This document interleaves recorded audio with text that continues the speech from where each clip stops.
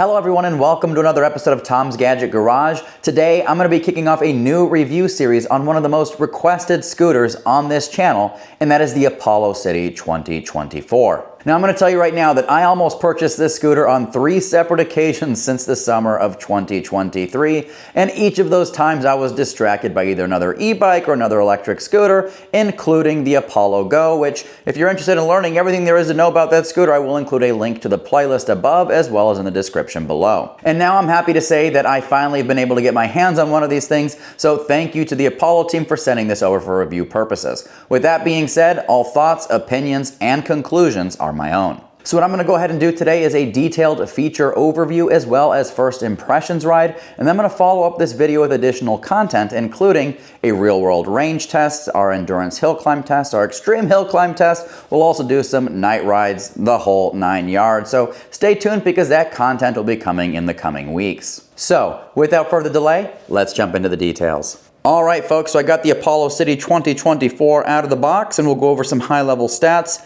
Number one, they do have this listed as weighing in at 65 pounds. I did put it on our commercial scale here and it is clocking in at 67 pounds. So just a couple pounds over. In terms of maximum load or max rider weight, they do have it listed at 265 pounds. In terms of what comes in the box, you do get a 3-amp charger, which is really nice because the norm in the industry is a 2-amp charger. So 3-amp charger is going to reduce your charging time. You do get a nice little toolkit here, which has got an air pump, some hex keys, a valve extension for your air pump. You've also got a bunch of spare parts, which is really nice because if you ever lose a screw or a bolt or need to replace one of them, you do have them in these little baggies. You also have turn signal end cap replacements, as well as a quick setup guide, the manual, and a little QA card letting you know that somebody in the factory went over this scooter from top to bottom. This Apollo City Pro is built of 6061 aluminum, which is really nice because it does help reduce weight, especially given how solid this scooter is. Looking at the fender assembly itself, it does cover kind of the rear, top, and slightly forward position of that tire, but it doesn't provide complete coverage, which means you could get some debris here on these coil springs. So just keep that in mind if you're riding in wet, muddy, or dirty conditions. Right under that rear fender assembly is our 10-inch by 2.7-inch tubeless pneumatic tire. It is made of nylon and it does have their puncture guard technology. Basically a self-sealing tire, so if you do get a puncture, it's going to try and seal up that hole. At the hub of both the rear as well as forward wheel assemblies, you do have this 500 nominal watt motor, which is capable of cranking out 1,000 peak watts of power. So at the rear and the front, you're looking at a total of 2,000 combined peak watts of power. Also at the hub of both the rear and forward wheel assemblies, you have these drum brakes. And what's nice about these is they do have this little quick adjust wheel, so you can turn them either clockwise or counterclockwise to make adjustments as necessary. When it comes to brakes on scooters, they typically come in 2 varieties, either disc brakes or drum brakes. Disc brakes are going to give you more bite, they're going to give you more stopping power with less effort. Drum brakes, on the other hand, are going to give you less stopping power, but they are lower maintenance. What this scooter does have going for it is the fact that it's also got electronic braking both in the rear and the front, which you can actually adjust in the app. As you can see, these are cable actuated brakes. They are not hydraulic, so we'll definitely be putting these to the test and see how the stopping power looks like on this scooter. Here we've got our black swing arm assembly as well as our rear coil spring suspension.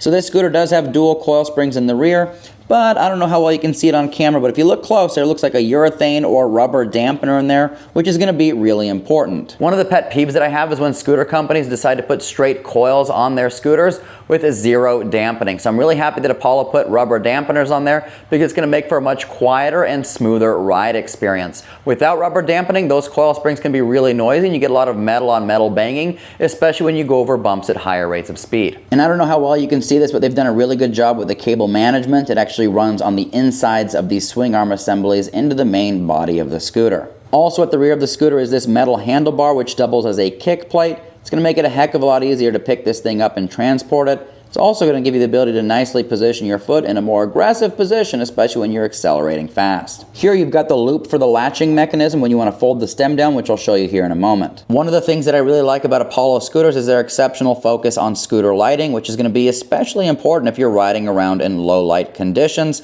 And that is exactly the case here with these rear turn signals, which of course are on the right and left side of the rear deck. When I go ahead and enable the turn signal, you can see this thing is really bright. So it's visible from both the side as well as the rear, which is going to be important to letting people know behind you that you are turning. And the turn signals on this scooter aren't just reserved for the rear of the scooter, they also have them on the end caps of the handlebars. And as you can see, those are plenty bright as well. We'll see how those work in full light conditions. So looking at the deck on this scooter, you can see it's covered in this really nice silicone mat. You've got your little orange Apollo logo there. And in terms of usable deck space, going from the front all the way to the rear of the mat, you're looking at about 20.5 inches. And then of course you've got this kick plate here, which is about 3 inches that you can use to position your foot there. In terms of deck width, at the widest part, we're looking at approximately 8 inches. And at the narrowest part here at the end, we're looking at about 6.5 inches. All right, folks, so while we're on the topic of the deck, I did take this down the street for a quick ride just so I can get the imprint of my shoes on the deck so I can show you how I ride these scooters. My right foot I do have at the forward part of the scooter, and then my rear foot I do have on this rear kick plate in the front of my foot towards the end of the scooter. So I do use these kick plates. I think they're absolutely critical, especially with scooters with more power. But I want to bring this up because I've let multiple people in the past ride scooters to test them out. And a lot of times I see people like naturally put their foot side by side on the deck. That's not how you want to ride a scooter. That's actually a recipe for disaster. If you ever have to hit the brakes really hard, that's the perfect position to go over the handlebars. So I highly recommend one foot in front of the other. It doesn't have to be a straight foot like I do here. You could have them, one foot angled this way, the other foot angled this way, or pointed in the other direction depending on how you ride. Here at the front right of the scooter, we do have our charging port, which does have a spring-loaded door as well as a silicone insert in there to help protect against water ingress. And that's important because this scooter does have an IP66 dust and water ingress protection rating, which means that this scooter can protect from water ingress even in the presence of high pressure water jets. Just know that most scooter companies do not cover water damage because they don't know whether or not you submerged this scooter in a lake or you were just riding around in some rainy conditions. At the front of the scooter, we do have this point where the neck actually meets the deck, and as you can see, we've got some nice welds there. And here we've got our front steering assembly as well as front suspension. As you can see, the coil springs here are a different style than the rear. These are more squared off, but it also has the same rubber dampening at the core. We've got our front metal swing arm assembly, our front plastic fender to help keep the stuff off of you when you're riding through, water and dirt. And then, of course, we've got our 2.7 inch by 10 inch front tire, motor assembly, as well as our front drums. Something to mention here is if you are going to pick up this scooter, you can use the handle at the rear of the scooter as well as place your hand here at the front of the scooter, which is a great grip point. At the front of the scooter for the whole world to see, we do have this fancy Apollo logo. And this here is our latching mechanism, which I'll show you here in a moment how that works. They do have this rubber wrap on here as a secondary safety precaution.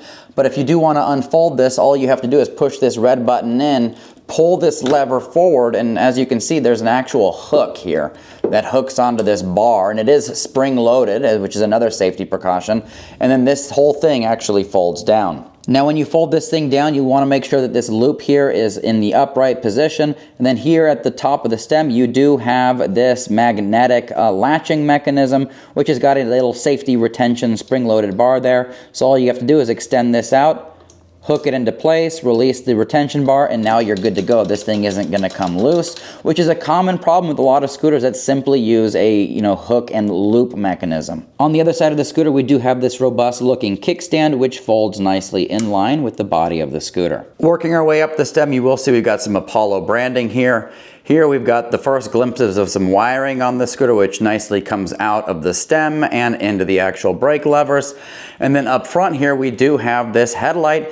It is a smaller headlight, but the nice thing is it is angle adjustable as well as a little reflector there at the bottom of it. So we'll definitely be testing this out with some rides at night. As I mentioned before, this scooter does have cable actuated brakes. So here's the brake levers in action. They are a little stiff, but these are similar to the setup on the Apollo Go, and those did loosen up over time.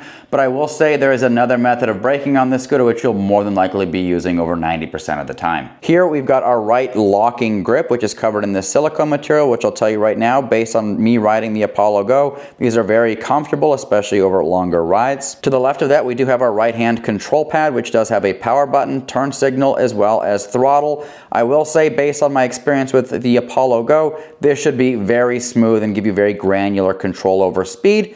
And if you're curious about speed, this scooter will hit top speeds up to 32 miles per hour. Here at the center of the cockpit, we do have our display, which is going to show you all of your relevant riding information. For example, we do have our headlight indicator because we do in fact have our headlights on. We have a speed indicator, which is configurable between miles per hour and kilometers per hour in the app.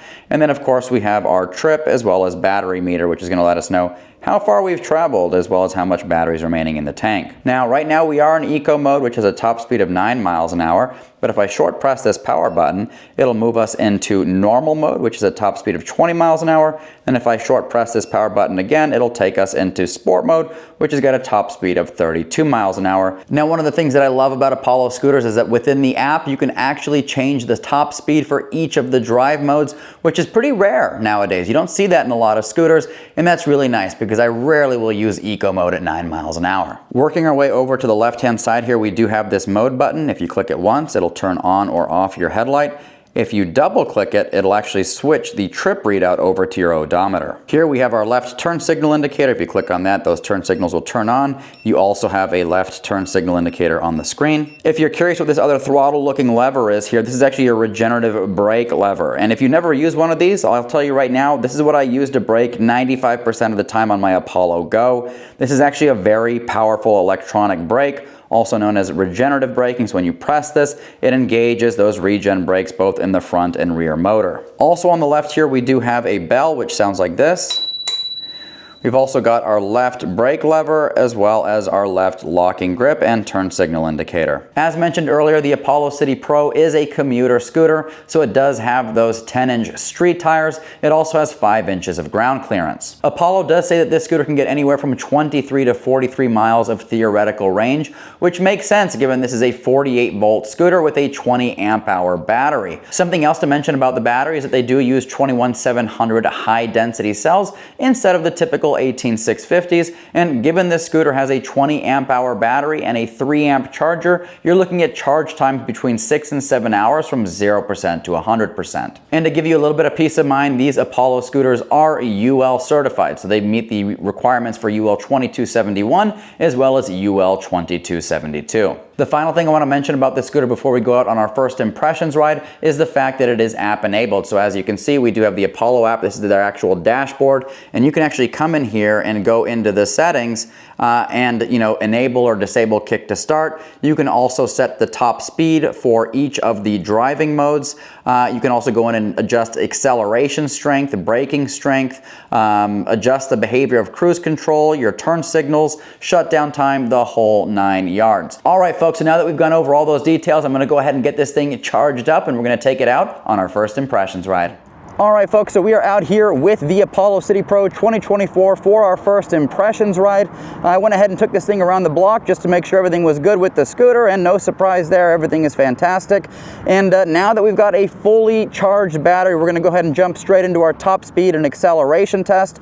And for that, I am gonna be using the Draggy GPS performance monitor. As you can see, I've got the Draggy app here, as well as a GPS monitor mounted to my helmet, and that's gonna give us a very accurate way to benchmark this scooter. So I'm going to go ahead and do is get this reset, and we're going to jump straight into that top speed and acceleration test. All right, we're going to go in 3, 2, 1, go. So in the app, I do have the setting set to maximum for acceleration. Right now on the display, I'm showing 28 miles an hour. We're still accelerating. I can still feel the motor cranking out power. I see 31. We're going to keep going for a bit. All right. We'll get ahead and slow down here. See how we did. All right, so for that run, we did 0 to 10 miles an hour, 2.49 seconds. 0 to 15, 4.03 seconds. 0 to 20, 6.24 seconds. 0 to 25, 9.7 seconds. And we hit a top speed of 29 miles an hour in 16.65 seconds. So I'm going to go ahead and do is get us turned around. We're going to try it again in the other direction. Starting round 2 in 3, 2, 1, go. All right, we're past the 20 mile an hour mark. So far at speed, even going over some of these bumps, it is a stable ride. I see 31 on the display, 32 on the display. We're going to keep it going. All right. Let's go ahead and see how we did. All right, for that second run, 0 to 10, 2.28 seconds, 0 to 15, 3.7 seconds, 0 to 20, 6.12 seconds, 0 to 25, 9.21 seconds, and we had a top speed of 30 miles an hour in 16.23 seconds. In case you were wondering, I do weigh in just over 200 pounds. And when they do tests with these scooters for benchmark metrics, it's usually done with a rider of about 165 pounds. So the lighter you are, the faster the acceleration and top speed you're going to be able to attain. So one of the things that I'm noticing about this scooter is the fact that it's very stable, even when cruising around at speed. And I think a lot of that has to do with the fact that it does have very wide handlebars, which is going to give you a little more stability compared to scooters with narrower handlebar setups. In terms of the suspension, it does a very good job of absorbing impact. As you can see, we just went over that kind of manhole cover there that's sunken into the ground. We'll go over another one here. And as you can see, even on that rough stuff, the scooter is very quiet. You don't have any of that like metal on metal banging around. And that's one of the benefits of riding around on a scooter that's got coil springs with rubber dampening. There's a lot of scooters out there that have straight coil springs with zero dampening, which makes for, you know, it's still a comfortable ride experience, but it's a little bit noisy because you can hear that metal on metal contact. Not so with this Apollo City Pro 2024. All right, so we're gonna go ahead and head on over to our bike path here. We'll ride through this dirt. And through that, no problem. All right, so I've transitioned to riding on this bike path, which, as you may or may not be able to see in the video, it is comprised of these like concrete sections that have gaps, you know, in between each one. And so, you know, this scooter here is doing a good job of absorbing those bumps. So, you know, from a suspension perspective, this is a very comfortable scooter.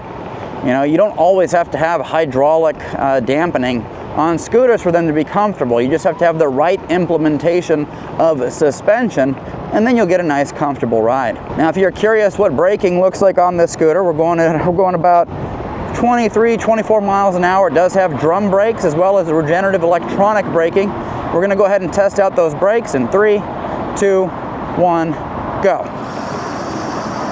All right. Came to a stop very well. I'm going to go ahead and turn around, and we're going to do that again now that I've got a good feeling of what these brakes are like. Here we go. And keep in mind, these are the default settings. You can go into the app and set the regenerative brake strength even higher. I think it's at the default setting of 4 right now. All right, here we go. We're going to brake in 3, 2, 1, go.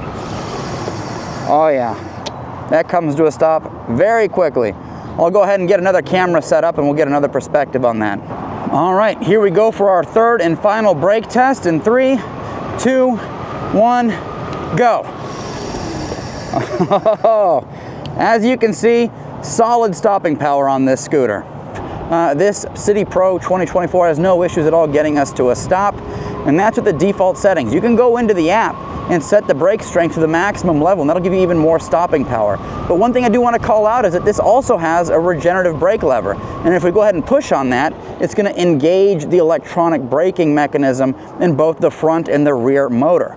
And as I mentioned before, that's what I use for 95% of the time that I ride on my Apollo Go, because it is very effective. I'll go ahead and hit that again. It's probably, actually I'm not going to say probably, it is the most effective regenerative braking mechanism I've ever tested on a scooter, both on the go as well as on this City Pro 2024. You know, so if you're, you know, cruising around the city, you know, you can hit this brake and it'll get you to a stop quickly. Now, in emergency braking situations where you need just a little bit more stopping power, I do recommend you use these brakes because they will get you to a stop faster. But for all other cases, those regenerative brakes are more than sufficient. So right now I'm cruising around at, you know, 23, 24 miles an hour, and this is a very stable scooter. And that's really important to me because sometimes on scooters you hit lumps and bumps.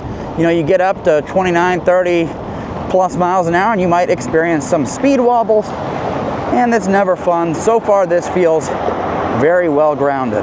So I don't know how well you can see it, you know, on camera here, but this is my natural riding position with my hands I've got my 2 fingers here ready to pull on this brake at a moment's notice. Now, if I do want to use the regenerative brake more often, I do have to kind of, inch my hand over a little bit to go use it, and I absolutely can, and then I can use my fingers here to pull on this.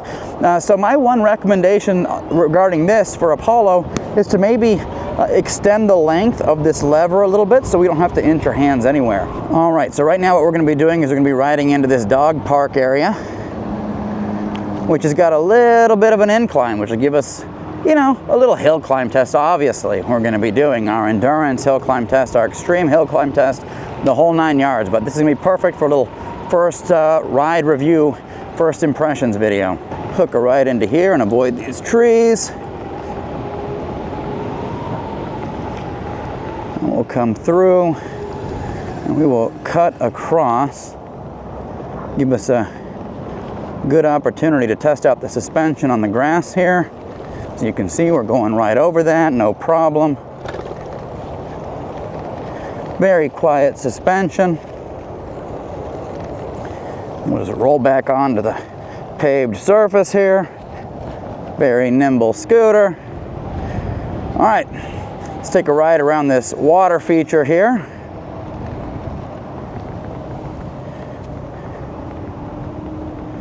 All right, here we go into our little bit of a hill climb here. And as you can see, we're going up. You can get an idea of the terrain there on the right, and we're making it up this no problem at all. Throttle's not even halfway in. Now, if you're curious how this thing does on hard packed dirt, we'll go ahead and transition over to this little dirt trail here that goes around this park. And once again, suspension's doing a great job. There's a little bit of gravel on here, and I can barely feel any of this. So coil spring with rubber dampening is absolutely the way to go if you're going to be using straight coil springs. All right, we will go back up the hill here. And as you can see, no problem at all. Nice nimble scooter here, cut through there. And then what we'll do is we will head on over the freeway and test this out on some roads that are a little more clear. Got a little bit of a steep incline here. No problem at all. Our extreme hill climb test will take us over 23% grades. So that'll be an excellent hill climb test, because that's going to be a lot steeper than probably 99% of the hills that anybody would be taking a commuter scooter on. In fact, that hill that we're going to take it on is actually the steepest paved, publicly accessible road in the Phoenix metro area. So that's why I do my tests there. 25 miles an hour, 26 miles an hour on the scooter is very, very comfortable. So, that's above and beyond my normal commuting speed that I'll use on scooters like this. But if you're going to be riding around on streets and stuff, it's always good to have extra power in the tank to help you get ahead of traffic or get out of a hairy situation. All right, so I went ahead and got us turned around. We're going to head in the direction from where we started. Got a little bump in the road here. Boom, no problem at all. Hit that at 25 miles an hour. No stability issues at all on the handlebars. Got another bump to go over here. Boom. No clunking or anything from the rear suspension. All right. Nice clear open road. Cruising around at about 30 miles an hour right now. Super stable. Super stable. I can look over my shoulder without having to worry about getting any kind of speed wobbles.